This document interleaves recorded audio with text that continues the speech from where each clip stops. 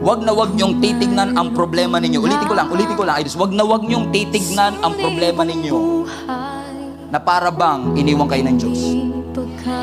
Wag na wag niyo pong titignan ang problema ninyo na para bang hindi naging tapat ang Panginoon sa atin. Wag na wag nating titignan ang mga closed doors ng buhay natin na para bang hindi kayang gawin ng Diyos yung dati niya nang ginagawa sa atin. Kasi ang katotohanan, may mga chances at may mga pagkakataon pa nga sa buhay natin na minsan si Lord pa ang nag-o-orchestrate ng challenges. Ilalagay niya talaga sa harap natin. May mga obstacles and opposition sa buhay natin. Kasi kapag nalampasan natin ang lahat ng mga bagay na ito, new season, new place, and new destiny that God has prepared for all of us. Kasi minsan sa buhay natin, mas gusto pa natin yung sitwasyon natin ngayon kesa sa solusyon ng Diyos. Fight for your family's future. Fight for your parents' future. Fight for your children's future. May obstacle, yes. Don't let the presence of obstacle.